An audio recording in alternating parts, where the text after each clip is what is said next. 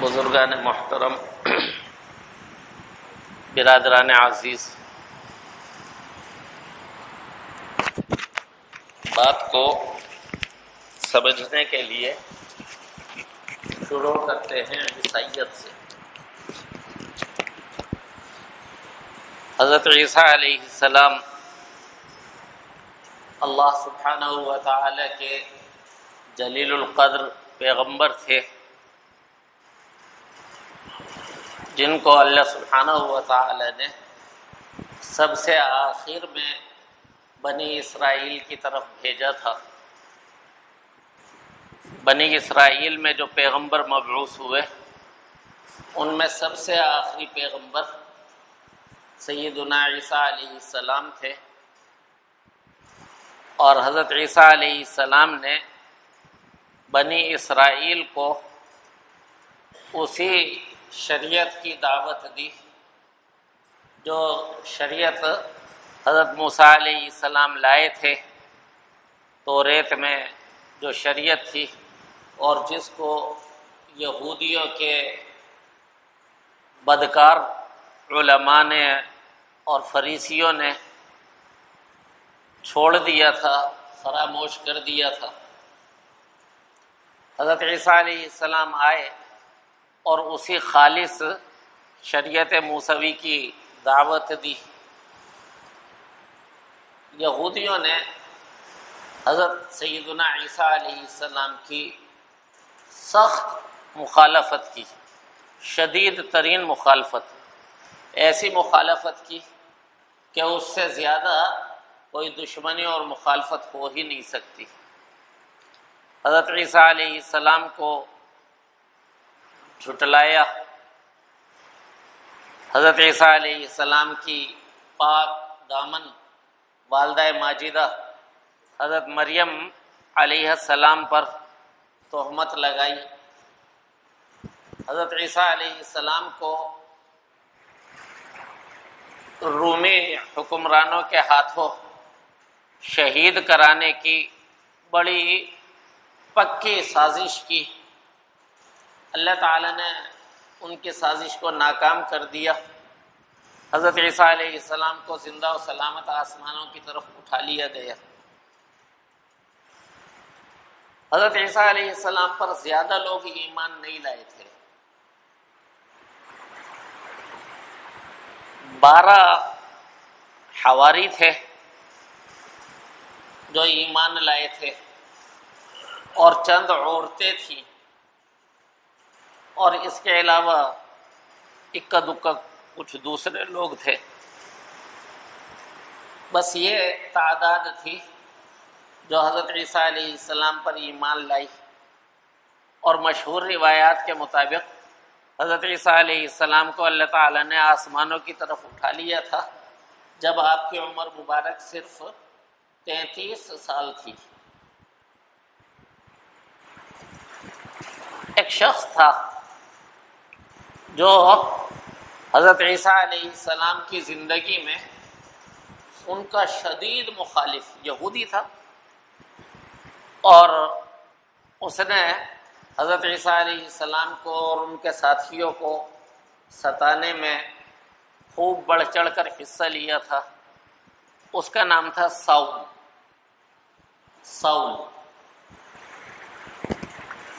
حضرت عیسیٰ علیہ السلام کی وفات ہو گئی، لیکن حضرت عیسیٰ علیہ السلام کے جو حواری تھے وہ بیچارے کمزور لیکن اپنی وسعت کے مطابق دعوت کا کام کر رہے تھے، اور کوشش کر رہے تھے کہ حضرت عیسیٰ علیہ السلام جو پیغام لے کر آئے وہ پیغام ہم لوگوں تک پہنچا دیں۔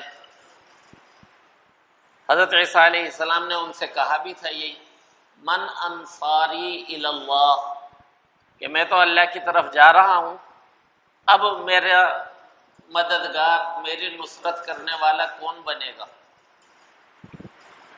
نصرت سے یہ مراد نہیں تھا کہ حضرت عیسیٰ علیہ السلام اپنی مدد مانگ رہے تھے، نہیں، بلکہ اپنے کام میں مددگار ہونا، کہ میری دعوت میں کون میری نصرت کرنے والا بنے گا؟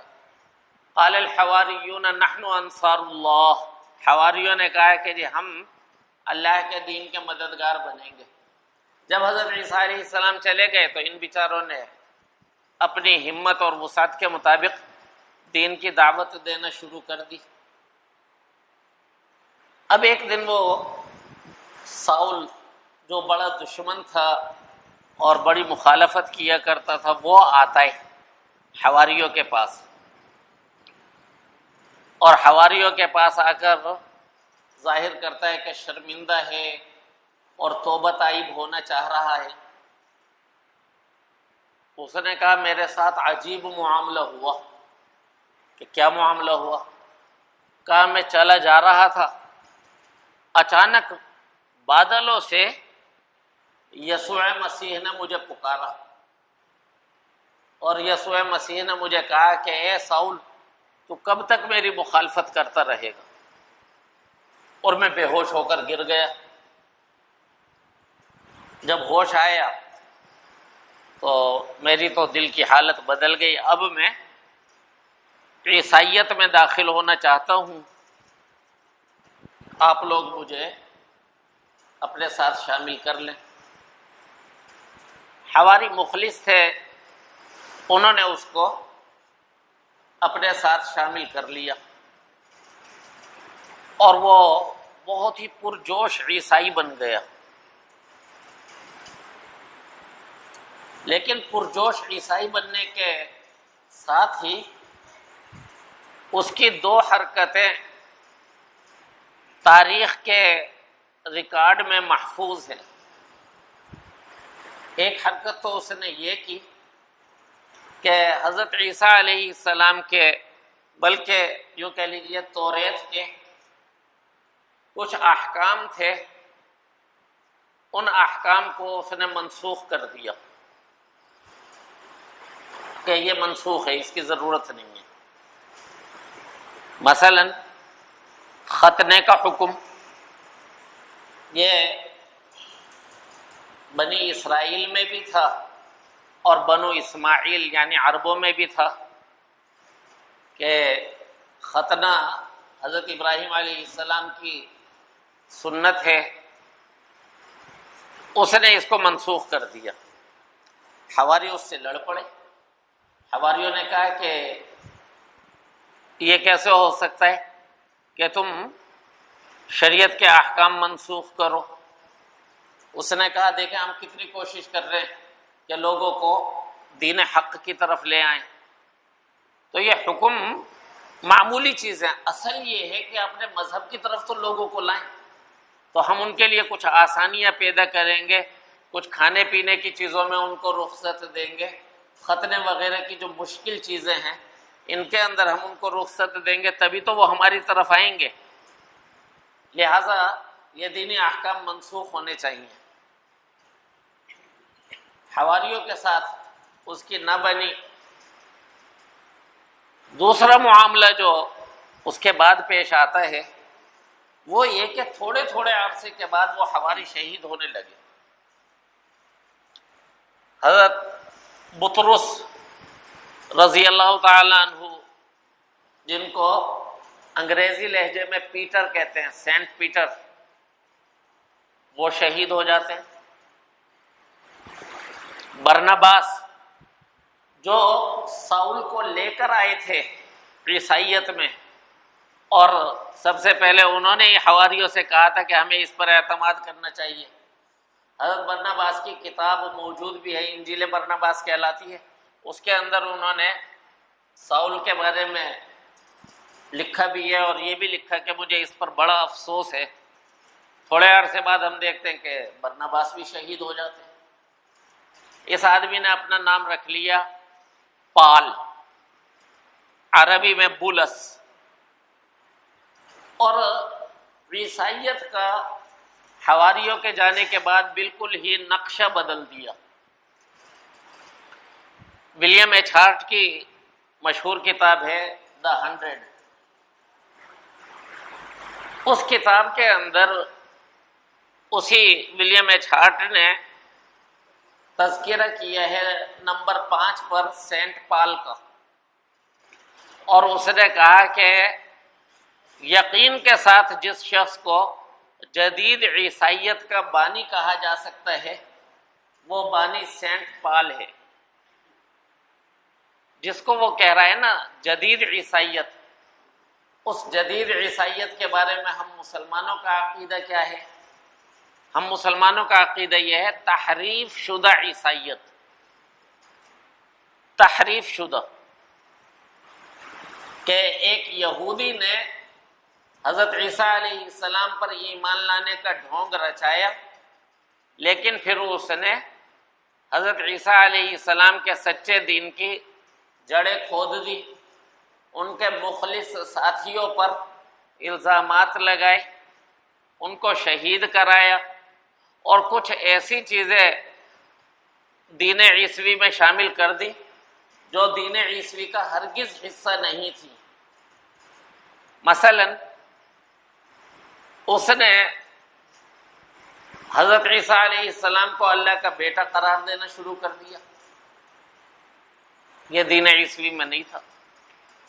اسی نے یہ بتلایا کہ حضرت عیسیٰ علیہ السلام کو سولی دے دی گئی تھی، وہ آسمانوں کی طرف نہیں اٹھائے گئے بلکہ ان کو سولی دے دی گئی تھی، اور خدا کے بیٹے نے سولی پر چڑھ کر بنی نوع انسانی کے گناہوں کا کفارہ ادا کر دیا ہے. جو اوریجنل سن ہے فطرت میں رکھا ہوا، اس کا کفارہ ادا کیا ہے خدا کے بیٹے نے انسانی شکل میں آ کے اور پھر سولی پر چڑھ کر. اب یہ وہ عقائد ہیں کہ جن سے ہمارا مسلمانوں کا سخت ترین اختلاف ہے. ہم کہتے ہیں حضرت عیسیٰ علیہ السلام اللہ کے بیٹے ہرگز نہیں ہیں. قرآن میں آیا تکاد السماوات یتفطرن وتنشق الارض وتخر الجبال هدا ان دعوا للرحمن ولدا وما ينبغي للرحمن ان يتخذ ولدا. کا قریب ہے کہ آسمان جو ہے اس جملے کی نحوست سے پھٹ جائیں اور زمین شق ہو جائے اور پہاڑ جو ہے گر جائیں اور منہدم ہو جائیں. کس جملے کی نحوست سے؟ ان دعوا للرحمن ولدا، کہ انہوں نے رحمان کا ایک بیٹا قرار دے ڈالا. وما ينبغي للرحمن ان يتخذ ولدا، حالانکہ رحمان تبارک و تعالی کی شان کے خلاف ہے کہ اس کا کوئی بیٹا ہو. اب جو عیسائیت ہے یہ بولسی عیسائیت ہے. حضور اکرم صلی اللہ علیہ وآلہ وسلم پیغمبر آخر الزمان ہیں. اللہ تعالی نے حضور اکرم صلی اللہ علیہ وآلہ وسلم کی 23 سالہ دعوت میں بہت برکت رکھی. وہاں 12 حواری تھے. حضور اکرم صلی اللہ علیہ وآلہ وسلم کو اللہ تعالی نے بہت بڑی تعداد جانثاروں کی عطا فرمائی. بدر میں 313 تھے، احد کے اندر تعداد بڑھ کر 700 ہو گئی، خندق میں 3000 ہو گئے. خیبر کے موقع پہ تعداد اللہ تعالی نے اور بڑھا دی. فتح مکہ کے لیے جب تشریف لے گئے تو اس وقت حضور صلی اللہ علیہ وآلہ وسلم کے لشکر میں 10,000 صحابہ کرام تھے، اور توریت میں لکھا ہوا ہے 10,000 قدسی. صحابہ کرام کو توریت کے اندر جو پہلے بشارت دی گئی تھی اس میں لکھا گیا تھا 10,000 قدسی.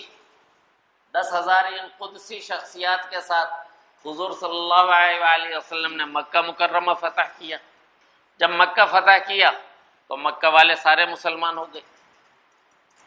ایک بات سمجھ لینی چاہیے یہاں، وہ یہ کہ حضرت ابو سفیان رضی اللہ تعالیٰ عنہ کے بارے میں عام تاثر جو لوگوں کے ذہنوں میں ہے وہ یہ ہے کہ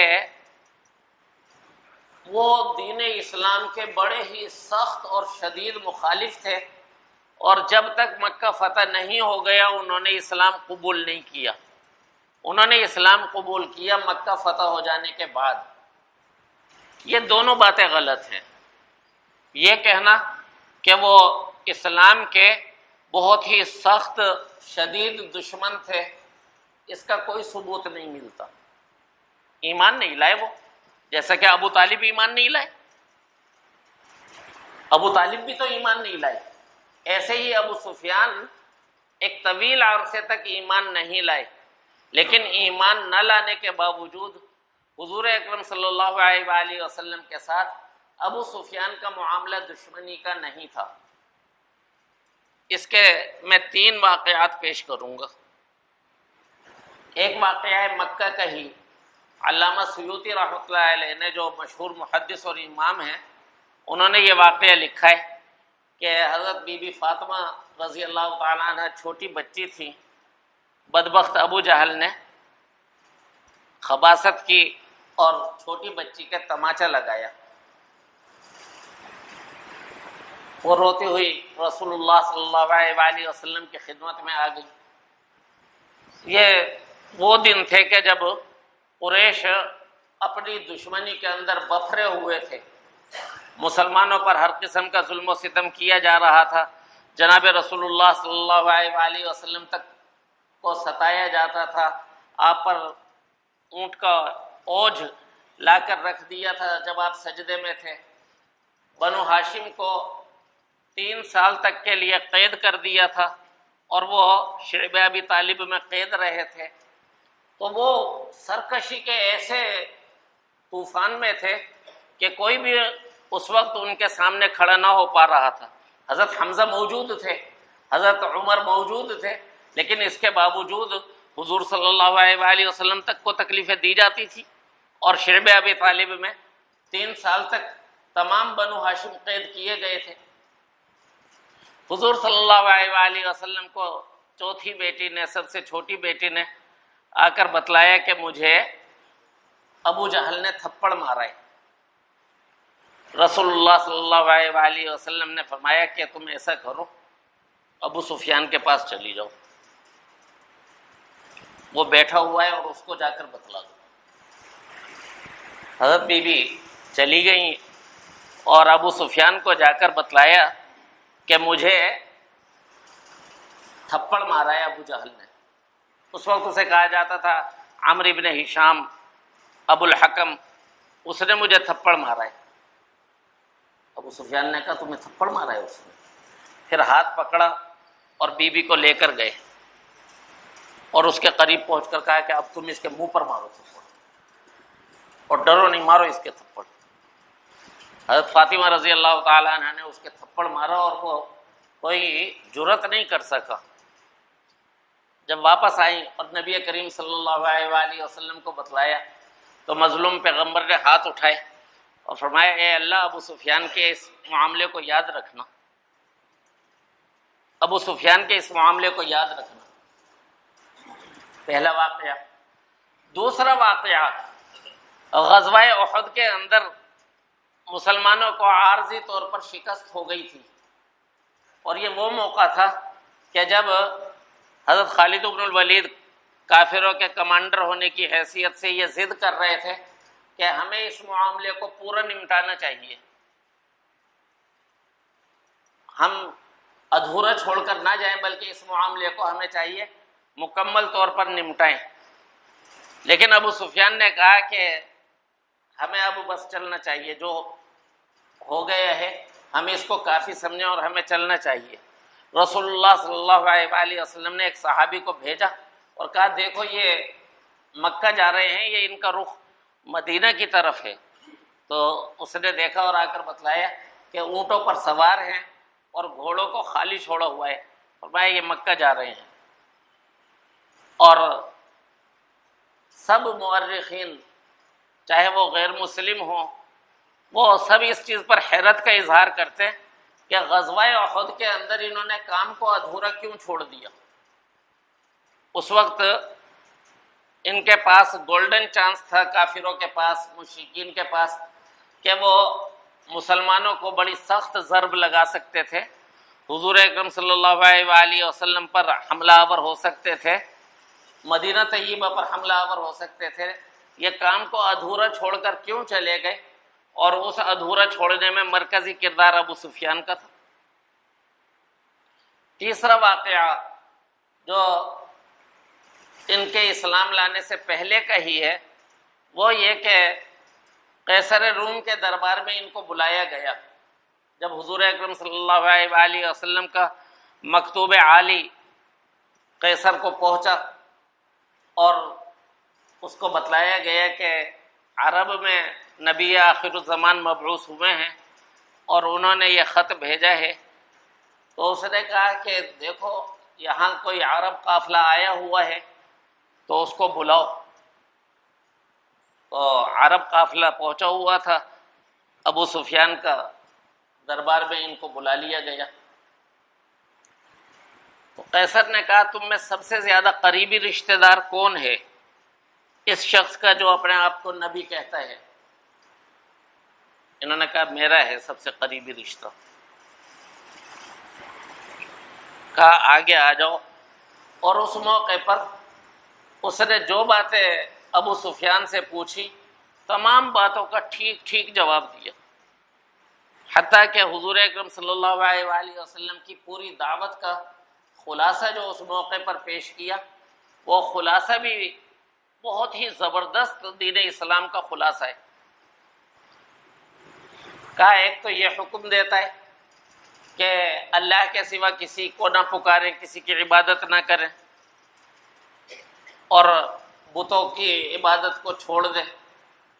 نماز کا حکم دیتا ہے، سچ بولنے کا حکم دیتا ہے، پاک دامن اور سفید پوش رہنے کا حکم دیتا ہے، اور رشتہ داروں کے ساتھ حسن سلوک کا حکم دیتا ہے۔ اب دیکھیے حضرت ابو سفیان اگر ایسے ہی سخت دشمن ہوتے جیسا کہ تاریخ کے اندر سازشیوں نے ان کو پورٹریٹ کیا ہے، تو کیا وہ قیصر روم کے دربار میں اس طرح حضور اکرم صلی اللہ علیہ وآلہ وسلم کی پوری دعوت کو پیش کرتے؟ دوسری بات جو کہی جاتی ہے کہ انہوں نے اسلام قبول کیا فتح مکہ کے بعد، یہ بات بھی بالکل صراحتاً جھوٹ ہے۔ فتح مکہ سے پہلے مکہ کے باہر انہوں نے اسلام قبول کیا ہے۔ وہ نکلے اور انہوں نے پہاڑ کے دامن میں روشنیاں دیکھی اور آوازیں سنی، تو انہوں نے پوچھا کہ یہ کون ہے؟ بدیل ابن ورقہ سے پوچھا ابو سفیان نے کہ یہ کون ہے اور یہ یہاں اتنا مجمع کیسے؟ حضرت عباس رضی اللہ تعالیٰ عنہ انہوں نے ابو سفیان کی آواز پہچان لی اور اس نے کہا کہ یہ محمد کا لشکر ہے جو پہنچ گیا ہے۔ تو ابو سفیان حاضر خدمت ہوئے اور اسلام قبول کیا مکہ فتح ہونے سے پہلے۔ قرآن کریم کے اندر آیا ہے کہ جن لوگوں نے مکہ فتح ہونے سے پہلے اسلام قبول کیا اور جہاد کیا، وہ اور بعد والے برابر نہیں ہیں، اگرچہ سب کے ساتھ اچھائی کا وعدہ ہے، سب کے ساتھ اچھائی کا وعدہ ہے۔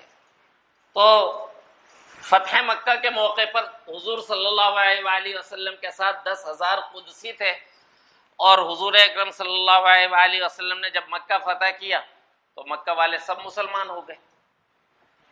غزوہ حنین کے موقع پہ صحابہ کرام کی تعداد ہو گئی 12,000۔ اسی سال آخر میں غزوہ تبوک ہوا ہے، اس موقع پہ حضور صلی اللہ علیہ وآلہ وسلم کے صحابہ کی تعداد 30,000۔ اور پھر جب رسول اللہ صلی اللہ علیہ وآلہ وسلم نے حج کا اعلان کیا وفات سے 3 مہینے پہلے، تو اس موقع پہ صحابہ کرام کی تعداد تھی 1,24,000، اور بعض روایات کے مطابق 2,40,000 صحابہ کرام تھے جنہوں نے حضور صلی اللہ علیہ وآلہ وسلم کے ہم رکاب فریضہ حج ادا کیا۔ تو حضور اکرم صلی اللہ علیہ وآلہ وسلم کی دعوت کا معاملہ یہ حضرت عیسیٰ علیہ السلام جیسا نہ رہا. وہاں تو صرف 12 ہی حواری ایمان لائے تھے، اور یہاں بہت بڑی تعداد تھی جو نبی کریم صلی اللہ علیہ وآلہ وسلم پر ایمان لے آئی. اب جو سازش کرنے والے تھے انہوں نے حضور اکرم صلی اللہ علیہ وآلہ وسلم کے بعد سازش کرنا شروع کی، اور میں اس کے بارے میں بتلاؤں گا. یہ بیان سے زیادہ ایک سبق ہے کہ جیسے سبق پڑھایا جاتا ہے، لیکچر دیا جاتا ہے. اگر ان چیزوں کو آپ لوگ یاد رکھیں گے تو انشاءاللہ اگلی باتوں کو بھی سمجھنے کے اندر آسانی ہوگی، اور ہم اپنی اس گفتگو کو کسی نتیجے تک پہنچا سکیں گے. اللہ سبحانہ و تعالی ہم سب کو سمجھنے کی توفیق عطا فرمائے، اور جو حق ہے اس تک ہمیں پہنچا دے، اور استقامت کے ساتھ اس حق پر ہمیں قائم و دائم رکھے.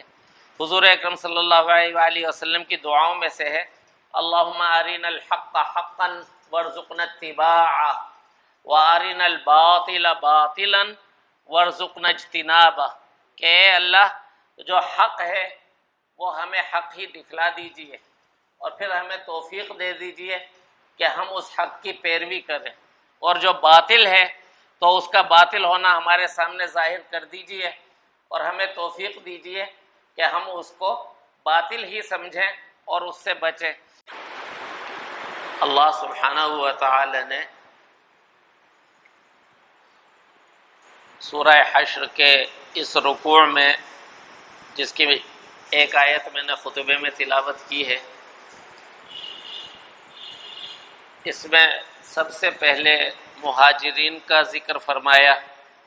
دین کے لیے انہوں نے جو قربانیاں دی ان کا ذکر کیا. اس کے بعد انصار کا ذکر فرمایا کہ جنہوں نے دین کی، نبی کریم صلی اللہ علیہ وسلم کی اور صحابہ کرام کی نصرت کی، ہجرت کر کے آنے والوں کو ٹھکانہ دیا. اللہ تعالی نے ان کی تعریف فرمائی، مہاجرین کی بھی تعریف فرمائی، انصار کی بھی تعریف فرمائی. پھر اس کے بعد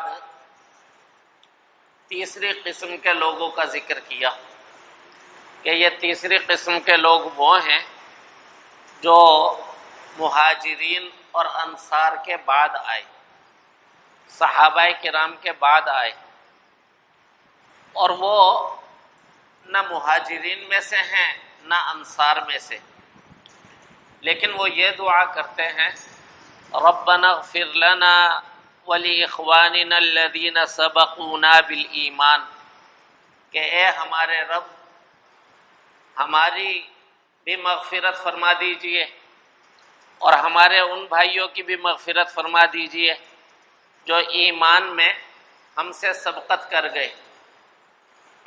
ولا تجعل فی قلوبنا غلا للذین آمنوا، اور ان ایمان والے مہاجرین اور انصار ان کے بارے میں ہمارے دل میں کینہ پیدا نہ ہونے دیجیے. انک رؤوف الرحیم، بے شک آپ محبت والے ہیں، رحمت والے ہیں، تو ہمیں بھی محبت اور رحمت عطا فرما دیجیے. مومنوں کے لیے ہمارے دل میں کینہ نہ ہو، بغض نہ ہو. حضرت عمر بن عبد العزیز رحمہ اللہ عمر ثانی ہیں، ان کو پتہ چلا کہ ایک شخص صحابہ کرام کو برا بھلا کہتا ہے، تو اس کو بلوایا اور اس سے فرمایا کہ آپ مہاجرین میں سے ہیں. اس نے کہا نہیں، میں مہاجرین میں سے نہیں ہوں، میں تو بعد والوں میں سے ہوں. حضرت عمر بن عبد العزیز خود تابعی ہیں، ظاہر ہے کہ وہ شخص بھی بعد والا ہی تھا، تو اس نے کہا کہ نہیں، میں مہاجرین میں سے نہیں ہوں. فرمایا آپ انصار میں سے ہیں؟ اس نے کہا نہیں، میں انصار میں سے بھی نہیں ہوں. تو حضرت عمر بن عبد العزیز نے فرمایا آپ مہاجرین میں سے بھی نہیں ہیں، آپ انصار میں سے بھی نہیں ہیں اور ان کے لیے محبت رکھنے والے اور دعا کرنے والے بھی نہیں ہیں۔ تو مسلمانوں کے تو بس یہی 3 گروہ اللہ نے بتلائے ہیں کہ یا تو مہاجرین ہیں یا انصار ہیں یا ان سے محبت کرنے والے ہیں۔ تو آپ کون ہیں؟ مہاجرین میں سے بھی نہیں ہیں، انصار میں سے بھی نہیں ہیں، اور ان سے محبت کرنے والے دعا کرنے والے بھی نہیں ہیں۔ اس کو بات سمجھ میں آ گئی۔ پچھلے جمعے میں نے مختصراً یہ عرض کیا تھا کہ عیسائیت میں بگاڑ کس طرح آیا، اور حضرت عیسیٰ علیہ السلام جو دین اپنے بعد والوں کے لیے چھوڑ کر گئے تھے اس دین میں تحریف کیسے کی، اور میں نے ذکر کیا تھا ساؤل یہودی کا کہ وہ جعلی عیسائی بنا، اور جعلی عیسائی بن کے اس نے حضرت عیسیٰ علیہ السلام کے بارے میں جھوٹ بولا، حضرت عیسیٰ علیہ السلام کے جو مخلص ساتھی تھے ان کے ساتھ دشمنی کی اور ان کو شہید کرا دیا۔ عیسائیت میں بگاڑ پیدا ہو گیا۔ جو حضرت عیسیٰ علیہ السلام کے سب سے زیادہ وفادار تھے اور حضرت عیسیٰ علیہ السلام کے سچے دین کے وارث تھے، وہ حضرت عیسیٰ علیہ السلام کے مخلص حواری تھے، ان پر ایمان لانے والے۔ ساؤل نے یہ کیا، ان کا پتہ صاف کیا، اور جب ان کا پتہ صاف ہو گیا تو پھر حضرت عیسیٰ علیہ السلام کے بارے میں اس نے جھوٹ بولا۔ قرآن نے ان کے کفر کا فتویٰ دیا ہے۔ قرآن مجید میں اللہ تعالیٰ نے ارشاد فرمایا لَقَدْ كَفَرَ الَّذِينَ قَالُوا إِنَّ اللَّهَ ثَالِثُ ثَلَاثَةٍ، یقیناً کفر کیا ان لوگوں نے جنہوں نے یہ کہا کہ اللہ 3 میں سے ایک ہے، یعنی حضرت عیسیٰ علیہ السلام کو بھی اللہ تعالیٰ کا بیٹا قرار دے کے خدائی میں شریک کر دیا، حضرت مریم کو بھی اللہ کے ساتھ خدائی میں شریک کر دیا۔ تو اللہ تعالیٰ نے فرمایا کہ یہ دین عیسوی کو بگاڑنے والے یہ کافر ہیں۔ حضور اکرم صلی اللہ علیہ وآلہ وسلم پر جو ایمان لانے والے تھے، میں ان کی تعداد پچھلے جمعے عرض کر چکا ہوں کہ اللہ تعالیٰ نے حضور صلی اللہ علیہ وآلہ وسلم کے حواری، حضور صلی اللہ علیہ وآلہ وسلم کے صحابی، ان کی تعداد میں بڑی برکت عطا فرمائی۔ حضرت عیسیٰ علیہ السلام کے حواری تو گنتی کے تھے 12، اور اس کے علاوہ چند مرد اور چند عورتیں، لیکن حضرت نبی کریم صلی اللہ علیہ وآلہ وسلم کے صحابہ بڑی تعداد میں تھے۔ غزوہ بدر میں 313، غزوہ احد میں تقریباً 700، غزوہ خیبر میں 1500، غزوہ موتا میں 3000، فتح مکہ میں 10,000، حنین میں 12,000، تبوک میں 30,000، اور جب حضور صلی اللہ علیہ وآلہ وسلم نے حجۃ الوداع فرمایا تو اس وقت تعداد تقریباً 1.25 لاکھ۔ سبحان اللہ۔ حضرت انس رضی اللہ تعالیٰ عنہ کی ایک حدیث آتی ہے کتاب الحج میں، حضور صلی اللہ علیہ وآلہ وسلم کے مدینہ طیبہ سے روانہ ہونے کا ذکر کر رہے ہیں کہ حج کے لیے حضور صلی اللہ علیہ وآلہ وسلم جب روانہ ہوئے، فرماتے میں نے آگے دیکھا انسان ہی انسان تھے، پھر دائیں دیکھا انسان ہی انسان تھے، پھر میں نے بائیں دیکھا انسان ہی انسان تھے، پھر میں نے پیچھے دیکھا انسان ہی انسان تھے۔ اتنا بڑا مجمع نبی کریم صلی اللہ علیہ وآلہ وسلم کے ساتھ حج کرنے کے لیے مدینہ سے چلا، اور ویسے عرب کے کونے کونے سے پہنچے۔ ان کی تعداد تھی 1,24,000 سے زیادہ۔ بعض علماء نے تعداد تقریباً 2,40,000 بھی بتلائی ہے۔ اس موقع پہ اللہ نے اپنے دین کو مکمل کیا اور مسلمانوں کے لیے اسی دین کو پسند فرما لیا، اور حضور اکرم صلی اللہ علیہ وآلہ وسلم نے اعلان کر دیا کہ میں تمہارے درمیان دو چیزیں چھوڑے جاتا ہوں، ان دو چیزوں کو جب تک مضبوطی سے تھامے رکھو گے گمراہ نہیں ہوگے، اللہ کی کتاب اور میری سنت۔ پھر فرمایا کہ تم میں سے جو یہاں موجود نہیں ہیں تو موجود حضرات غیر موجود تک اس بات کو پہنچائیں، یعنی رسول اللہ صلی اللہ علیہ وآلہ وسلم پر نبوت ختم ہو گئی اور اب قیامت تک کے لیے دعوت کا کام امت کے ذمے لگا۔ سب سے پہلے ذمے لگا صحابہ کرام کے۔ یہ جو جماعت ہے 1.25 لاکھ کے قریب جماعت، یہ رسول اللہ صلی اللہ علیہ وآلہ وسلم کے کامیاب انقلاب کی سب سے بڑی دلیل ہے۔ حضور اکرم صلی اللہ علیہ وآلہ وسلم کامیاب ہوئے، آپ کی دعوت زبردست کامیاب ہوئی۔ اگر کوئی ہم سے پوچھے کہ اس کی دلیل کیا ہے کہ حضور اکرم صلی اللہ علیہ وآلہ وسلم کی دعوت کامیاب ہوئی، حضور صلی اللہ علیہ وآلہ وسلم جو انقلاب لے کر آئے، انقلاب نبوی کامیاب نکلا، تو اس کی دلیل ہے حضور صلی اللہ علیہ وآلہ وسلم کی جماعت، کہ یہ وہ لوگ تھے جو کچھ بھی نہ تھے اور حضور صلی اللہ علیہ وآلہ وسلم کے فیض صحبت سے کیا بن گئے، خود نہ تھے جو راہ پر اوروں کے ہادی بن گئے، اوروں کے ہادی بن گئے۔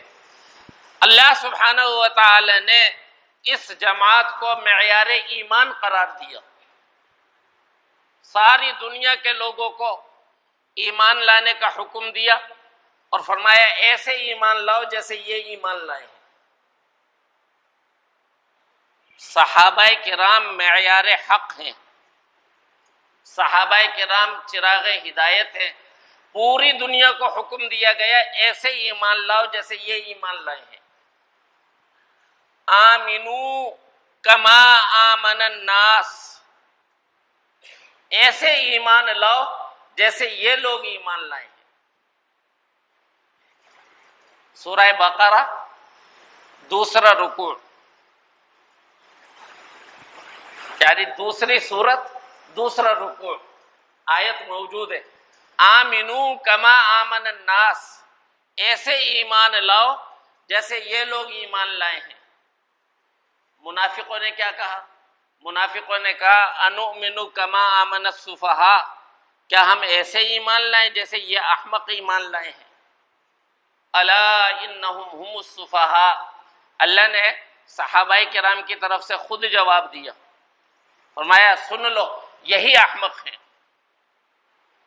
یہی احمق ہیں، ولکن لا یشعرون، لیکن یہ شعور بھی نہیں رکھتے۔ میں نے اپنے والد صاحب سے، اللہ پاک انہیں سلامت رکھے، قرآن پاک کا ترجمہ پڑھا تو والد صاحب نے فرمایا کہ ولکن لا یشعرون، یہاں علم کی نفی نہیں کی، شعور کی نفی کی ہے، ان کو درجہ انسانیت سے یہ خارج کیا ہے۔ لوگ کہتے ہیں دائرہ ایمان سے خارج کرتے ہو، اللہ نے تو درجہ انسانیت سے خارج کیا، کہا ولکن لا یشعرون، شعور ہی نہیں رکھتے۔ پھر صحابہ کرام کی جماعت کو فرمایا، پہلا پارہ آخری صفحہ، فرمایا فَإِنْ آمَنُوا بِمِثْلِ مَا آمَنْتُمْ بِهِ فَقَدِ اهْتَدَوْا وَإِنْ تَوَلَّوْا فَإِنَّمَا هُمْ فِي شِقَاقٍ۔ فَإِنْ آمَنُوا بِمِثْلِ مَا آمَنْتُمْ بِهِ، اے صحابہ اگر ساری دنیا کے لوگ ایسے ایمان لائیں جیسے تم ایمان لائے ہو، فَقَدِ اهْتَدَوْا، تب ہدایت یافتہ ہوں گے۔ دیکھیے بعض لوگ کہتے ہیں کہ ایمانیات میں صحابہ کا ذکر کہاں ہے؟ ایمانیات میں تو یہ ہے اللہ پر ایمان لانا ہے، کتابوں پر ایمان لانا ہے، رسولوں پر ایمان لانا ہے، قیامت کے دن پر ایمان لانا ہے، تقدیر پر ایمان لانا ہے، مرنے کے بعد کی زندگی پر ایمان لانا ہے۔ وہ کہتے ہیں یہ ہے ایمانیات۔ آپ لوگ کہتے ہو کہ صحابہ ہمارے ایمان کا حصہ ہیں، صحابہ کا معاملہ ہمارے ایمان کا معاملہ ہے، تو وہ کہتے ہیں بتلاؤ کہاں ہے ایمانیات میں صحابہ کا ذکر؟ اس کا جواب یہ ہے کہ اللہ پر ایمان لانا ہے، کیسے ایمان لانا ہے؟ رسولوں پر ایمان لانا ہے، کیسے ایمان لانا ہے؟ کتابوں پر ایمان لانا ہے، کیسے ایمان لانا ہے؟ آخرت کے دن پر ایمان لانا ہے، کیسے ایمان لانا ہے؟ فرشتوں پر اور تقدیر پر اور مرنے کے بعد کی زندگی پر ایمان لانا ہے، کیسے ایمان لانا ہے؟ اللہ نے بتلایا ایسے ایمان لانا ہے جیسے صحابہ ایمان لائے۔ آمنو کما آمن الناس، تو یہ ایمان کا معاملہ ہوا یا نہیں ہوا کہ جن جن پر ایمان لانا ہے ان پر ایمان لانے کا معیار اور اسٹینڈرڈ کیا ہے؟ معیار اور اسٹینڈرڈ ہے صحابہ، صحابہ کی طرح ایمان لانا ہے۔ تو حضرت ابو بکر ہمارے ایمان کا حصہ ہے، حضرت عمر ہمارے ایمان کا حصہ ہیں، حضرت عثمان ذو النورین ہمارے ایمان کا حصہ ہیں، حضرت امیر المومنین علی مرتضیٰ ہمارے ایمان کا حصہ ہیں، رضی اللہ عنہم اجمعین۔ اللہ ان سب سے راضی ہوا، سب سے راضی ہوا۔ فرمایا وَكُلًّا وَعَدَ اللَّهُ الْحُسْنَى، ان سب سے اللہ نے جنت کا اور اچھائی کا وعدہ کر رکھا ہے۔ یہ صحابہ کی جماعت ہے، اور صحابہ کی جماعت کا سب سے پہلا تعارف قرآن سے پوچھنا چاہیے، قرآن سے پوچھنا چاہیے صحابہ کیسے تھے، تو قرآن جواب دیتا ہے۔ فرمایا محمد الرسول اللہ والذین معه اشداء علی الکفار رحماء بینہم، محمد اللہ کے رسول ہیں، والذین معه، اور جو ان کے ساتھ ہے، اشداء علی الکفار، وہ کافروں پر بڑے سخت ہیں، رحماء بینہم، آپس میں مہربان ہیں۔ میں قرآن کو مانوں یا جھوٹی کہانیوں کو مانوں؟ جھوٹی کہانیاں کہیں کہ ان کے درمیان دشمنیاں تھی، قرآن کہہ رہا ہے ان کے درمیان محبت تھی، تو میں قرآن کو مانوں گا کہ رحماء بینہم، یہ آپس میں ایک دوسرے پر مہربان ہیں۔ تراہم رکعا سجدا یبتغون فضلا من اللہ ورضوانا، تم ان کو دیکھو گے کبھی رکوع میں ہیں کبھی سجدے میں ہیں، یبتغون فضلا من اللہ ورضوانا، اللہ کے فضل اور اس کی رضا کے طالب ہیں۔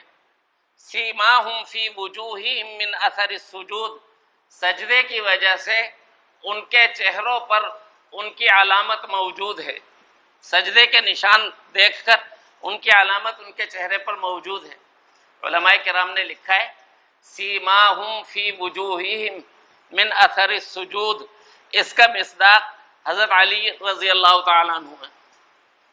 حضرت علی رضی اللہ تعالیٰ عنہ کے چہرے پر سجدے کا نور نظر آتا تھا، اور فرمایا کہ محمد الرسول اللہ، محمد اللہ کے رسول ہیں، والذین معہ، تو یہ جو معیت کا سب سے پہلا مصداق ہے وہ یار غار، صاحب مزار حضرت ابو بکر صدیق رضی اللہ تعالیٰ عنہ سب سے پہلے ایمان لائے، سب سے پہلے تصدیق کی، حضور صلی اللہ علیہ وآلہ وسلم کی پوری زندگی نصرت کی، اور آقا نے عمر کے آخری حصے میں فرمایا کہ جس نے بھی میرے ساتھ کوئی اچھائی کی تھی میں نے سب کا بدلہ دے دیا سوائے ابو بکر کے۔ والذین معہ، ساتھی ہونے کا جو اولین مصداق ہیں وہ حضرت ابو بکر رضی اللہ تعالیٰ عنہ۔ اشداء علی الکفار، یہ چیز نظر آتی ہے حضرت عمر رضی اللہ تعالیٰ عنہ میں۔ والذین معہ، یہ حضرت ابو بکر، اشداء علی الکفار حضرت عمر، رحماء بینہم، آپس میں مہربان، بہت رحمت والے، شفقت والے، حضرت عثمان رضی اللہ تعالیٰ عنہ۔ تراہم رکعا سجدا یبتغون فضلا من اللہ ورضوانا، سیماہم فی وجوہہم من اثر السجود، امیر المومنین حضرت علی مرتضیٰ۔ ذالک مثلہم فی التوراۃ ومثلہم فی الانجیل، یہ وہ ہیں کہ ان کی مثال تورات میں بھی دی گئی تھی، اور یہ وہ ہیں کہ ان کی مثال انجیل میں بھی دی گئی، اور انجیل میں ذکر ہے 10,000 قدسی۔ الفاظ یہ ہیں کہ وہ 10,000 قدسیوں کے ساتھ آیا جب رسول اللہ صلی اللہ علیہ وآلہ وسلم فتح مکہ کے لیے لشکر لے کر گئے، 10,000 قدسیوں پر مشتمل تھا۔ فرمایا ذالک مثلہم فی التوراۃ ومثلہم فی الانجیل، یہ وہ ہیں کہ ان کی مثال توریت میں بھی ہے اور ان کی مثال انجیل میں بھی ہے۔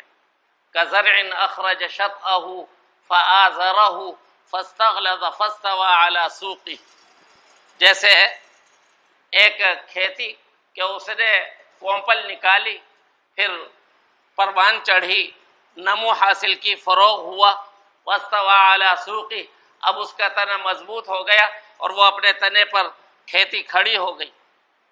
یعجب الزراع، کسانوں کو اچھی لگتی ہے۔ کون ہے کسان اس کھیتی کا؟ اس کھیتی کا کسان کون ہے؟ کسان نے محنت کی، زمین تیار کی، ہل چلایا، بیج ڈالا، پانی لگایا، ذرا سی کوپل نکلی، پلی بڑھی، اب لہلہا رہی ہے۔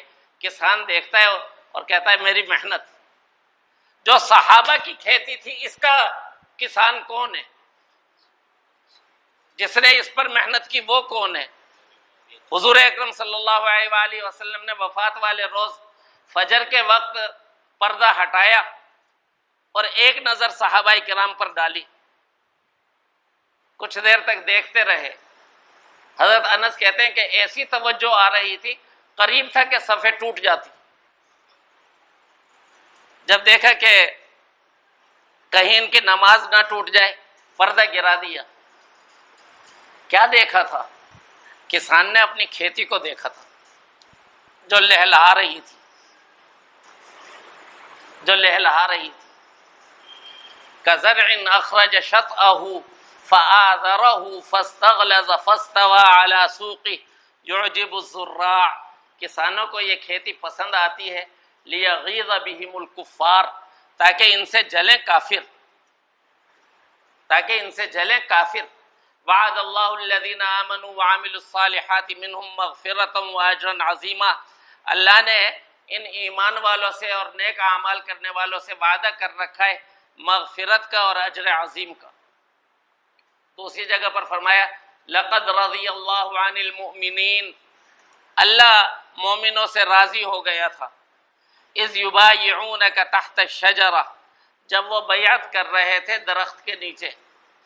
اللہ مومنوں سے راضی ہو گیا جب وہ بیعت کر رہے تھے درخت کے نیچے۔ بیعت کرنے والے کون تھے؟ حضرت ابو بکر تھے، حضرت عمر تھے، حضرت علی تھے۔ حضرت عثمان کہاں گئے؟ کہا حضرت عثمان ہی کے لیے تو بیعت ہو رہی تھی۔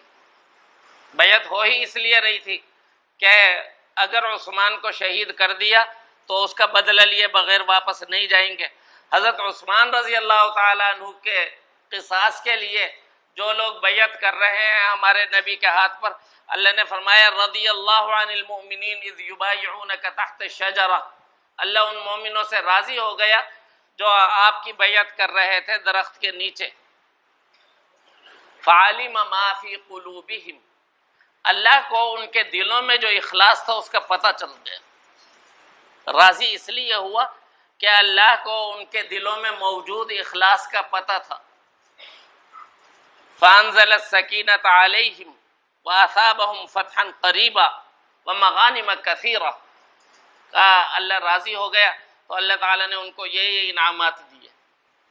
تیسری آیت میں اللہ سبحانہ و تعالیٰ نے ارشاد فرمایا وَاعْلَمُوا أَنَّ فِيكُمْ رَسُولَ اللَّهِ لَوْ يُطِيعُكُمْ فِي كَثِيرٍ مِّنَ الْأَمْرِ لَعَنِتُّمْ وَلَكِنَّ اللَّهَ حَبَّبَ إِلَيْكُمُ الْإِيمَانَ وَزَيَّنَهُ فِي قُلُوبِكُمْ وَكَرَّهَ إِلَيْكُمُ الْكُفْرَ وَالْفُسُوقَ وَالْعِصْيَانَ أُولَئِكَ هُمُ الرَّاشِدُونَ فَضْلًا مِّنَ اللَّهِ وَنِعْمَةً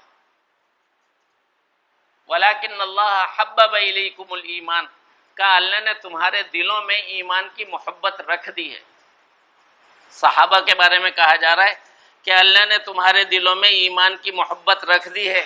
وَزَيَّنَهُ فِي قُلُوبِكُمْ، اور یہ ایمان تمہارے دلوں کے اندر سجایا ہوا ہے۔ وَكَرَّهَ إِلَيْكُمُ الْكُفْرَ وَالْفُسُوقَ وَالْعِصْيَانَ، اور اللہ نے تمہارے دلوں میں نفرت ڈال دی ہے کفر کی اور فسوق کی اور گناہوں کی. اولئک هم الراشدون، ساری دنیا کو بتلایا جا رہا ہے یہی ہدایت یافتہ ہے. فضلا من اللہ و نعمہ، ان پر اللہ کا فضل ہے، ان پر اللہ کی نعمت ہے. چوتھی جگہ اللہ سبحانہ و تعالی نے ارشاد فرمایا ان الذین آمنوا وعملوا الصالحات اولئک هم خیر البریہ، جو لوگ ایمان لائے ہیں اور جنہوں نے اچھے اعمال کیے ہیں، اولئک هم خیر البریہ، یہ لوگ کائنات کے بہترین لوگ ہیں.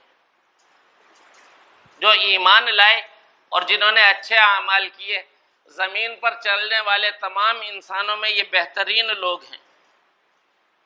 جزاؤہم عند ربہم جنات عدن تجری من تحتها الانہار، ان کا بدلہ ان کے رب کے ہاں یہ ہے کہ ہمیشہ ہمیشہ کے باغات، جنتیں جن کے نیچے سے نہریں بہتی ہیں. خالدین فیہا ابدا، ان جنتوں میں یہ ہمیشہ ہمیشہ رہیں گے. رضی اللہ عنہم ورضوا عنہ، اللہ ان سے راضی ہے، یہ اللہ سے راضی ہیں. اب یہاں سوچنے والی ایک بات ہے، قرآن پہ تدبر کرنا چاہیے، غور کرنا چاہیے. صرف یہ نہیں کہا کہ اللہ ان سے راضی ہے، بلکہ ان کا مرتبہ بتلایا کہ یہ بھی اللہ سے راضی ہے. اللہ کو ان کی ایسی لاج ہے کہ یہ اللہ سے راضی ہیں، تو اللہ اس بات کو بھی قرآن میں ذکر کر رہا ہے کہ اللہ تو ان سے راضی ہے، لیکن ان کا مرتبہ یہ ہے کہ یہ بھی اللہ سے راضی ہیں. ذالک لمن خشی ربہ، اور یہ اس شخص کے لیے ہے جو اپنے رب سے ڈرے. حضور اکرم صلی اللہ علیہ وآلہ وسلم نے فرمایا، اور ہر خطبے میں، جمعے کے ہر خطبے میں اس بات کو سنایا جاتا ہے، فرمایا اللہ اللہ فی اصحابی، اللہ سے ڈرنا، اللہ سے ڈرنا میرے صحابہ کے بارے میں. لا تتخذوہم غرضا من بعدی، ان کو میرے بعد کسی تنقید کا اور ملامت کا ہدف نہ بنانا. فمن احبہم فبحبی احبہم، جو میرے صحابہ سے محبت کرے گا وہ میری محبت کی وجہ سے صحابہ سے محبت کرے گا. کہ اصل میں اسے مجھ سے محبت ہے، لیکن چونکہ مجھ سے محبت ہے میرے صحابہ سے بھی محبت ہے. وہ شعر یاد آ گیا کہ وہ تو وہ ہے تمہیں ہو جائے محبت مجھ سے، ایک نظر تم میرا محبوب نظر تو دیکھو. کہا کہ جو میرے صحابہ سے محبت کر رہا ہے وہ اس لیے صحابہ سے محبت کرے گا کیونکہ اسے مجھ سے محبت ہوگی. ومن ابغضہم فببغضی ابغضہم، اور جو ان سے نفرت کرے گا تو وہ میرے سے نفرت کرنے کی وجہ سے ان سے نفرت کرے گا. وخیر القرون قرنی، یاد رکھو تمام زمانوں میں بہترین زمانہ میرا ہے. قرنی، قاف صدیق کا، را عمر کا، نون عثمان کا، یا علی کی. خیر القرون قرنی، تمام زمانوں میں بہترین زمانہ میرا ہے. ثم الذین یلونہم، پھر ان کا جو ان کے بعد. ثم الذین یلونہم، پھر ان کا جو ان کے بعد. ایک اور حدیث میں ارشاد فرمایا لا تسبوا اصحابی، میرے صحابہ کو برا بھلا مت کہنا. فإن أحدكم لو أنفق ملء أحد ذهبا ما بلغ مد أحدهم ولا نصيفا، میرے صحابہ کو برا بھلا مت کہنا. اگر تم میں سے کوئی شخص احد پہاڑ کے برابر بھی سونا خرچ کرے. احد پہاڑ کو آدمی دیکھے پھر پتہ چلتا ہے کتنا بڑا پہاڑ ہے. اس کی اونچائی بہت زیادہ نہیں ہے، لیکن چوڑائی اتنی ہے کہ مدینہ طیبہ کی شمال کی پوری سمت گھیری ہوئی ہے. پوری سمت شمال کی طرف دیکھے تو یہاں سے وہاں تک احد پہاڑ پھیلا ہوا ہے، ایسے لگتا ہے جیسے شیر بیٹھا ہوا ہو. فرمایا کہ فإن أحدكم لو أنفق ملء أحد ذهبا ما بلغ مد أحدهم ولا نصيفا، اگر تم میں سے کوئی احد پہاڑ کے برابر بھی سونا خرچ کرے گا تو وہ ایک مد کھجور کے برابر بھی ان کے صدقے کے نہیں پہنچ سکے گا، ولا نصیفہ، بلکہ ان کے صدقے کے آدھے مد کھجور کے برابر بھی نہیں پہنچ سکے گا۔ ایک مد تقریباً 1 پاؤنڈ کا ہوتا ہے، پون کلو۔ حضور نے فرمایا کہ 1 مد، اور پھر فرمایا آدھے کے برابر بھی، کہ کوئی بعد میں آنے والا احد پہاڑ کے برابر سونا اللہ کے راستے میں خرچ کرے تو ان کے 1.5 پاؤ کھجور صدقے کے برابر بھی نہیں پہنچ سکتا، 1.5 پاؤ کھجور صدقے کے برابر بھی نہیں پہنچ سکتا۔ ایک حدیث میں جناب رسول اللہ صلی اللہ علیہ وآلہ وسلم نے بعد والوں کو نصیحت کی، فرمایا اذا رأيتم الذين يسبون اصحابي فقولوا لعنت اللہ علی شرکم، جب تم ان لوگوں کو دیکھو جو میرے صحابہ کو برا بھلا کہہ رہے ہو تو کہہ دینا کہ لعنت ہو اللہ کی تمہارے شر پر۔ تو حضور اکرم صلی اللہ علیہ وآلہ وسلم کی جماعت بڑی مقدس ہے، اور حضور اکرم صلی اللہ علیہ وآلہ وسلم کی جماعت ہی وہ بنیاد کا پتھر ہے جس کی وجہ سے دین اسلام میں ایسے تحریف نہیں ہو سکی جیسی تحریف عیسائیت میں کی گئی تھی۔ میں نے عرض کیا تھا کہ یہودیت نے حضرت عیسیٰ علیہ السلام کے خلاف بہت ساری سازشیں کی، حتیٰ کہ اپنے گمان کے مطابق حضرت عیسیٰ علیہ السلام کو شہید بھی کر دیا، سولی پر چڑھا دیا۔ بعد میں انہی کا ایک آدمی بھیس بدل کر عیسائیوں میں داخل ہو گیا اور عیسائیت کو بالکل ہی تحریف زدہ کر دیا، دین کا حلیہ بالکل ہی بگاڑ دیا۔ رسول اللہ صلی اللہ علیہ وآلہ وسلم جو بابرکت دعوت لے کر آئے تھے، اگر حضور اکرم صلی اللہ علیہ وآلہ وسلم کچھ کمزور ہوتے یا آپ کے صحابہ کی تعداد بہت تھوڑی ہوتی تو یہودی سازشوں نے یہی حال جو عیسائیت کا کیا دین اسلام کا بھی کرنا تھا، لیکن اللہ نے اپنے آخری پیغمبر کی زبردست نصرت فرمائی۔ حضور اکرم صلی اللہ علیہ وآلہ وسلم نے 3 مرتبہ ان کو مدینہ طیبہ میں رہتے ہوئے شکست دی، پھر حضور اکرم صلی اللہ علیہ وآلہ وسلم لشکر جرار کے ساتھ خیبر پہنچے اور یہودیوں کو خیبر سے جلا وطن کر دیا، اور حضور صلی اللہ علیہ وآلہ وسلم نے اپنے جانشینوں کے لیے جو آخری وصیتیں فرمائی تھیں، ان وصیتوں میں سے ایک وصیت یہ تھی، اخرج الیہود والنصارى من جزیرۃ العرب، کہ یہود و نصارہ کو جزیرۃ العرب سے نکال دینا، کہ یہ علاقہ صرف مسلمانوں کے لیے رہے، یہاں سے یہود و نصارہ کو نکال دینا۔ حضرت ابوبکر صدیق رضی اللہ تعالیٰ عنہ کو اس پر عمل کرنے کا موقع نہیں مل سکا۔ فتنہ ارتداد، فتنہ مانعین زکوٰۃ، ان سے نمٹنے میں حضرت ابوبکر صدیق رضی اللہ تعالیٰ عنہ کی وفات ہو گئی۔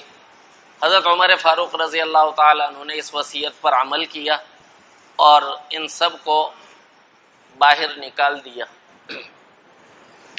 ہم دیکھتے ہیں کہ جب تک حضور اکرم صلی اللہ علیہ وآلہ وسلم کے جلیل القدر صحابہ کرام کی بڑی تعداد موجود تھی، دین اسلام کے اندر کسی رخنے کو اور کسی فتنے کو جگہ نہیں ملی۔ لیکن جب حضور اکرم صلی اللہ علیہ وآلہ وسلم کی وفات کو بھی 25 سال کا عرصہ گزر گیا، اور یہ ایک لمبا عرصہ ہوتا ہے، تو حضور صلی اللہ علیہ وآلہ وسلم کے صحبت یافتہ، آپ کے تربیت یافتہ صحابہ کرام کی ایک بڑی جماعت تھی، وہ رخصت ہو گئی۔ بہت بڑی تعداد صحابہ کرام کی ایسی تھی جو حضور صلی اللہ علیہ وآلہ وسلم کے حکم کے مطابق دین کی دعوت دینے کے لیے دنیا کے دور دراز کے کونوں میں چلی گئی۔ خود حضرت ابو ایوب انصاری رضی اللہ تعالیٰ عنہ جو میزبان رسول تھے، ان کو ہم دیکھتے ہیں کہ وہ کبھی ہمیں مصر میں نظر آتے ہیں، کبھی ہمیں وہ شام میں نظر آتے ہیں اور قبر ان کی قسطنطنیہ میں ہے۔ حضور صلی اللہ علیہ وآلہ وسلم کے سب سے بڑے نواسے حضرت علی بن ابی العاص رضی اللہ تعالی عنہ، وہ سب سے پہلے امیر کے پاس آتے ہیں اور جنگ یرموک میں امیر سے اجازت مانگتے ہیں کہ مجھے اجازت دیجیے، میں جا رہا ہوں۔ اور امیر نے شہزادے کو دیکھا اور اجازت دی اور میدان جنگ میں شہید ہوئے۔ تو بڑی تعداد مسلمانوں کی وہ یا تو منتقل ہو گئی تھی دوسرے شہروں میں، یا بوڑھے ہو گئے تھے اور وفات ہو گئی تھی، یا گوشہ نشین ہو گئے تھے۔ اب ایک بدبخت یہودی وہ بھیس بدل کر مسلمان ہوتا ہے، اس کا نام ہے عبداللہ ابن سبا، یمن کا تھا۔ وہ مسلمان ہوتا ہے اور مسلمان ہونے کے بعد وہ عجیب و غریب قسم کی باتوں کا اظہار کرنا شروع کر دیتا ہے۔ یہ باتیں پہلے نہیں تھیں، صحابہ کرام رضوان اللہ علیہ مجمعین کی جب بڑی تعداد موجود تھی اس وقت یہ باتیں نہیں تھیں، لیکن اب اس نے حضرت عثمان غنی رضی اللہ تعالیٰ عنہ کی وفات سے تقریباً 1 یا 2 سال پہلے یہ والی باتیں کرنا شروع کر دی کہ اصل میں تو حضور صلی اللہ علیہ وآلہ وسلم کے جانشین حضرت علی تھے، حق ان کا تھا کہ ان کو خلافت دی جاتی، ان کا حق چھینا گیا ہے۔ پھر اس نے حضرت علی رضی اللہ تعالیٰ عنہ کی طرف عجیب و غریب قسم کی باتیں منسوب کرنا شروع کر دی، اور وہ ایک جگہ نہیں رہتا تھا، کبھی یہاں ہے، کبھی دوسری جگہ ہے، کبھی تیسری جگہ ہے۔ اور عجیب بات یہ ہے کہ حضرت علی رضی اللہ تعالیٰ عنہ کے بارے میں وہ عجیب عجیب خرافات بکا کرتا تھا کہ حضرت علی حضور کے وصی ہیں، حضور کے راز ان کے پاس ہیں، اصلی قرآن ان کے پاس ہے، اصل میں تو یہی سب کچھ ہے، اور حضرت علی کے ہاتھوں ہی وہ انجام کو پہنچا۔ حضرت علی نے اسے پکڑ لیا۔ حضرت عثمان کو شہید کرنے میں اس کا مرکزی کردار تھا، حضرت عثمان اسے نہیں پکڑ سکے تھے، اور حضرت علی نے ہی اس کو پکڑا اور بڑی عبرتناک سزا دی، زندہ جلایا حضرت علی رضی اللہ تعالیٰ عنہ نے اس کو۔ لیکن وہ بہرحال جراثیم پیدا کر گیا تھا، اور ان جراثیموں کا نتیجہ آگے چل کے بہت برا نکلا۔ ایک باقاعدہ فرقہ تیار ہو گیا، اور ایک نہیں ایسے کئی فرقے تیار ہو گئے جن کی بنیاد صحابہ کرام سے نفرت پر تھی۔ 3 گروہوں کا میں ذکر کرتا ہوں۔ ایک گروہ تو وہ تھا جو نفرت کیا کرتا تھا صحابہ کرام سے، تمام صحابہ سے نفرت کرتا تھا، اور صرف حضرت علی کا محبت کا دم بھرتا تھا اور یہ ظاہر کرتا تھا کہ ہمیں حضرت علی سے محبت ہے۔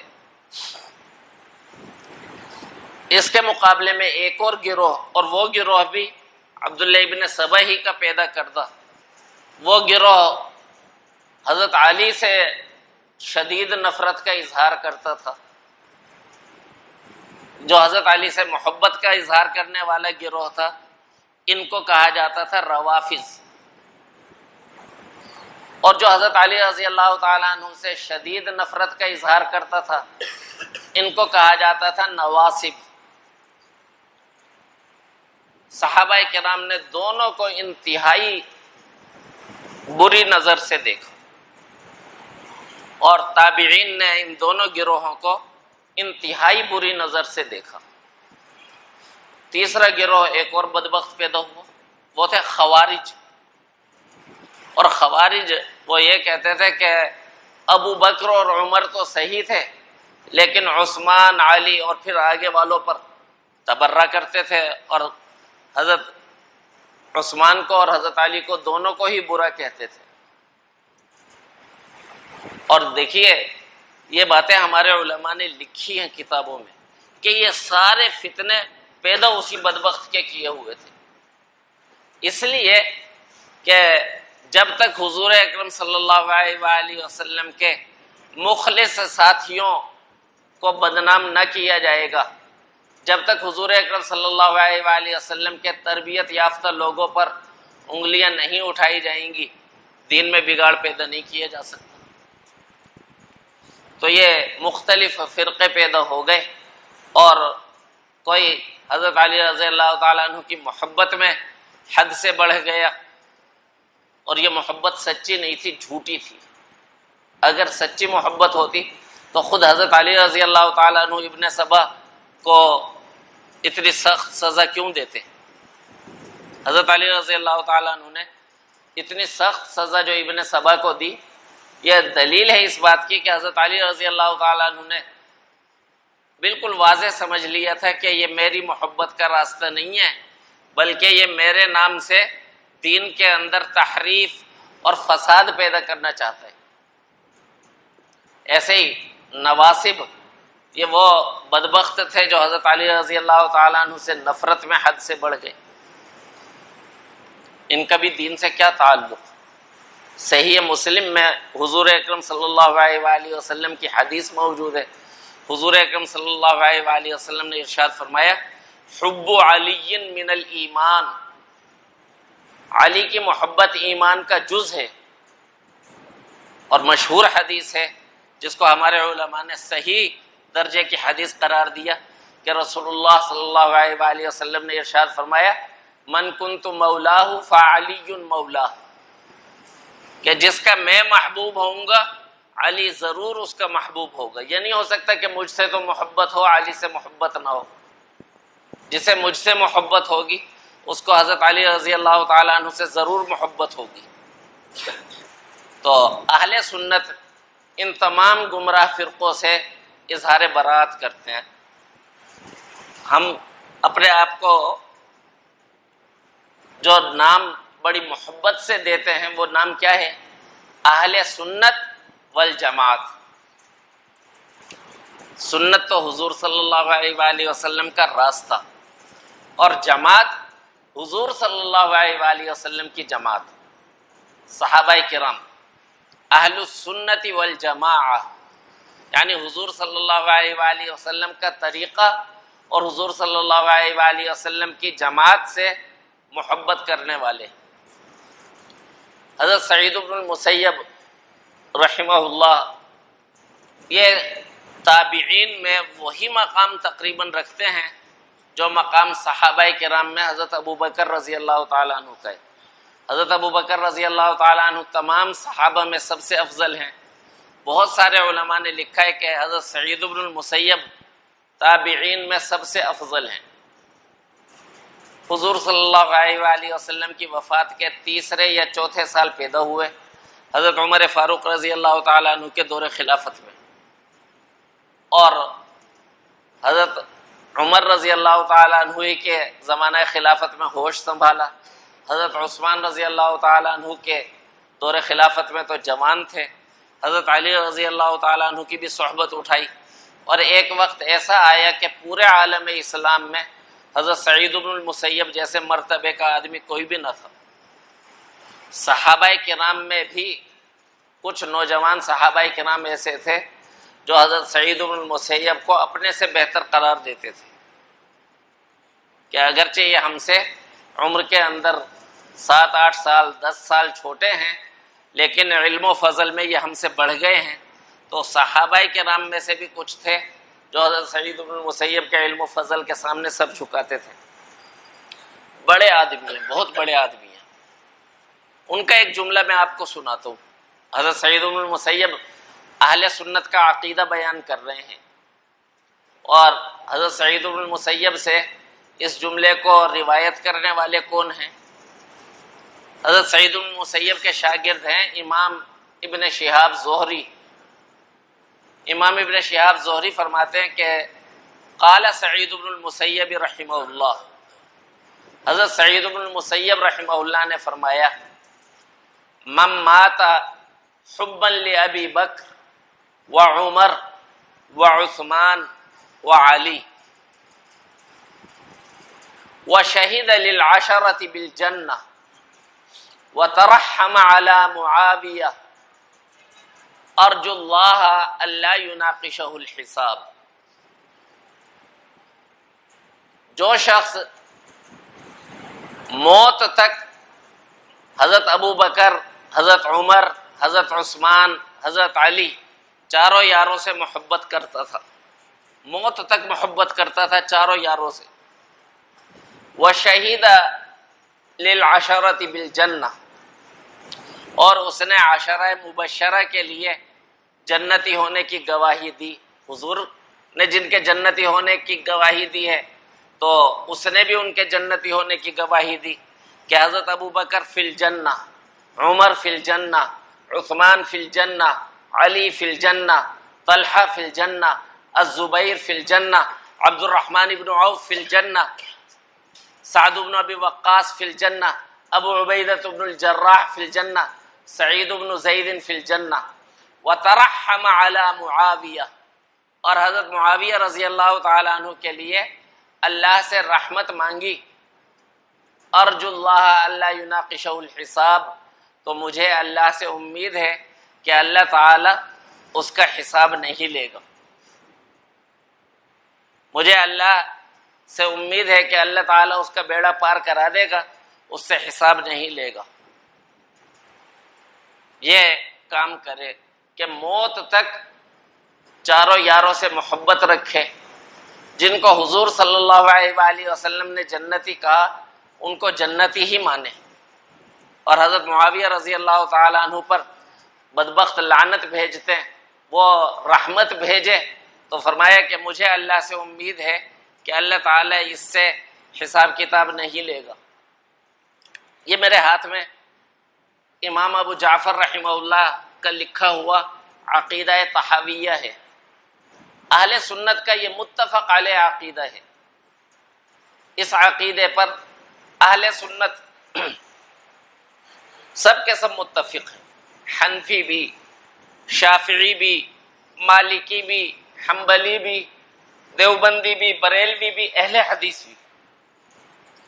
اور یہ آدمی کب کے ہیں؟ یہ ہیں 239 کی پیدائش ہے اور 321 کی وفات ہے. اب چل رہا ہے 1442، تو 1200 سال یا 1100 سال پہلے کے بزرگ ہیں، اور حضرت امام ابو حنیفہ رحمہ اللہ کے شاگردوں کے شاگرد ہیں. انہوں نے عقیدہ لکھا اور اس عقیدے کو تمام اہل سنت نے اپنا عقیدہ قرار دیا کہ ہاں یہ ہمارا عقیدہ ہے. سب نے. امام طحاوی رحمہ اللہ بہت بڑے عالم ہیں، ان کی کتاب ہے حدیث شریف میں جس کو طحاوی شریف کہا جاتا ہے، صحاح ستہ کے پائے کی کتاب ہے. اور اسی طرح سے ان کی عظیم الشان کتاب ہے مشکل الآثار، اور مشکل الآثار سے پتہ چلتا ہے کہ یہ علم کا کیسا سمندر تھے.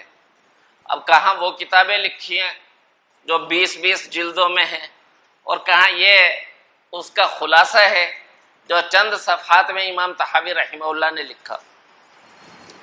لیکن یہ جو چند صفحات والا خلاصہ ہے، میں نے عرض کیا کہ اہل سنت میں اس عقیدے پر سب کا اتفاق ہے.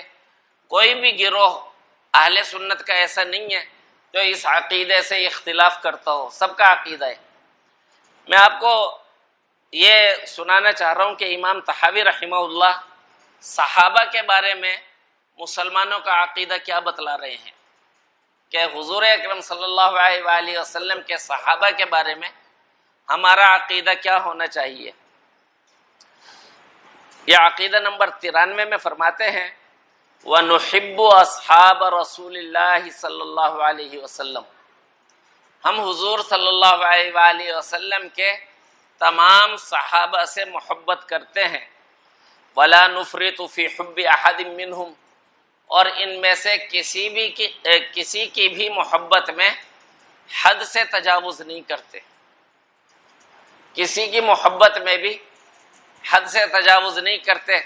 جیسے روافض نے حضرت علی کا نام لیا اور حد سے تجاوز کیا، اور نواصب نے حضرت عثمان کا اور حضرت معاویہ کا نام لیا اور حد سے تجاوز کیا. ہم حد سے تجاوز نہیں کرتے، سب سے محبت کرتے ہیں.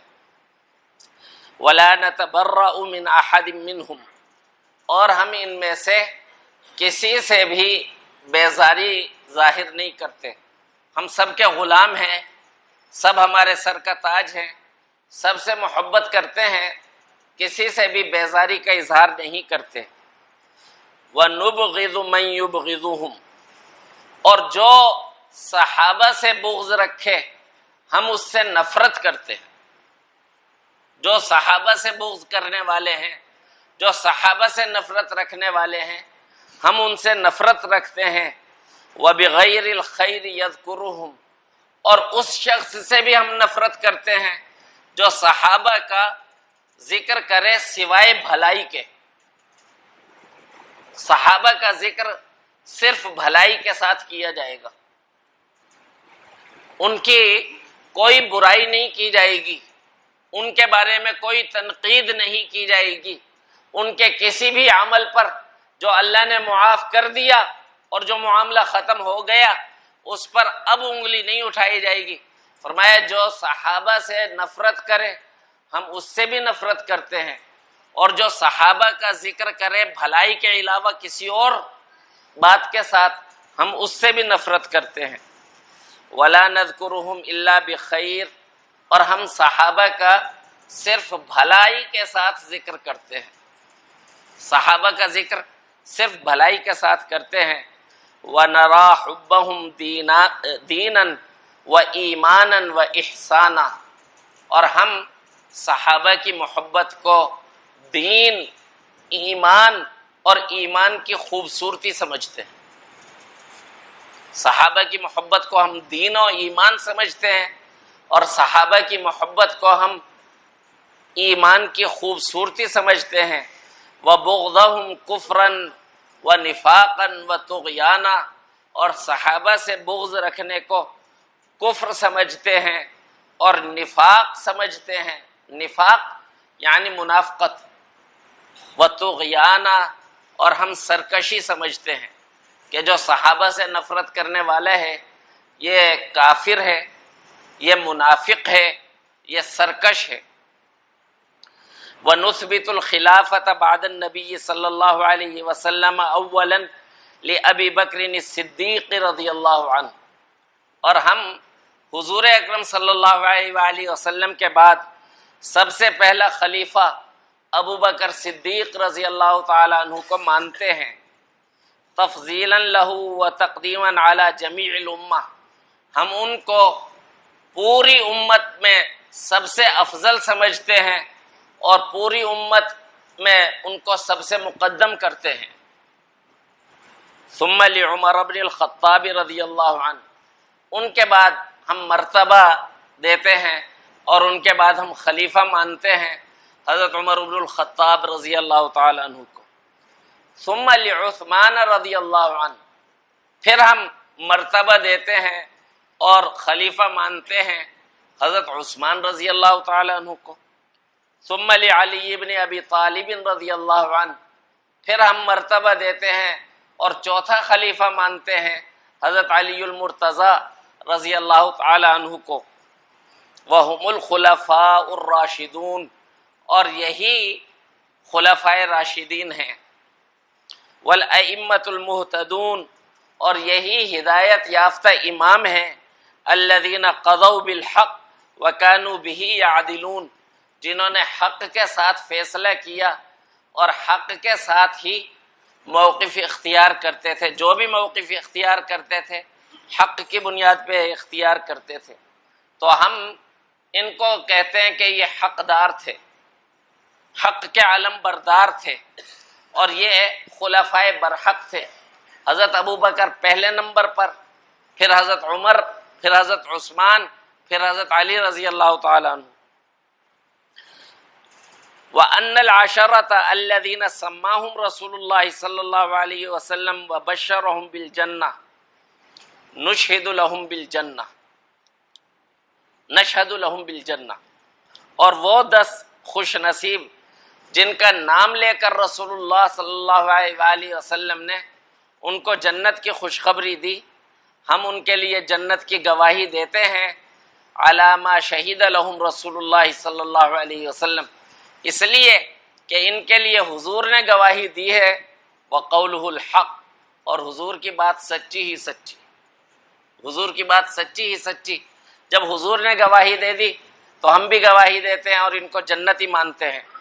ابو بکر، عمر، عثمان، علی، طلحہ، زبیر، سعد، سعید، عبد الرحمن ابن عوف، ابو عبیدہ ابن الجراح، اور حضرت ابو عبیدہ ابن الجراح کو حضور صلی اللہ علیہ وآلہ وسلم کی بشارت کے مطابق ہم اس امت کا امین مانتے ہیں۔ حضور نے فرمایا تھا امین هذه الامہ، اس امت کا امین ہے، رضوان اللہ علیہم اجمعین۔ ومن احسن القول فی اصحاب النبی صلی اللہ علیہ وسلم وازواجہ الطاہرات من کل دنس وذریاتہ المقدسین من کل رجس فقد برئ من النفاق، اور جو اچھی بات کہے، خیر کے ساتھ تذکرہ کرے حضور صلی اللہ علیہ وآلہ وسلم کے صحابہ کا اور آپ کی پاک ازواج کا اور آپ کی مقدس اولاد کا، نواسوں کا، فقد برئ من النفاق، تو وہ منافقت سے بری ہے۔ یہ عقیدہ ہے صحابہ کرام کے بارے میں ہمارا۔ پھر آگے چل کر کہہ رہے ہیں کہ وَنَرَى الْجَمَاعَةَ حَقًّا وَصَوَابًا، صحابہ کرام کی جماعت کو ہم حق اور درست سمجھتے ہیں، وَالْفُرْقَةَ زَيْغًا وَعَذَابًا، اور جو صحابہ سے ہٹا، اس طرف کو ہٹا یا اس طرف کو ہٹا، تو اس کو ہم گمراہ مانتے ہیں دنیا کے اندر، اور آخرت میں عذاب میں اس کو مانتے ہیں۔ تو اللہ سبحانہ و تعالی ہمیں صحابہ کرام کی سچی محبت عطا فرمائے، اور صحابہ کرام کے ساتھ ہمارے قلبی تعلق عطا فرمائے، اور ہم صحابہ کے خیر کے ساتھ تذکرہ کرنے والے ہوں، صحابہ کرام کے لیے اللہ تعالیٰ کی رضا اور اللہ تعالیٰ کی رحمت کو بیان کرنے والے ہوں، اور اللہ تعالیٰ ہمیں ان تمام گمراہ فرقوں سے محفوظ رکھے اور موت تک ان کی چال بازیوں سے ہمیں بچائے، جو صحابہ کرام کے بارے میں برا تبصرہ کرتے ہیں اور ان پر تنقید کرتے ہیں اور ان کے کسی بھی موقف پر انگلی اٹھاتے ہیں۔ وآخر دعوانا ان الحمد للہ رب العالمین۔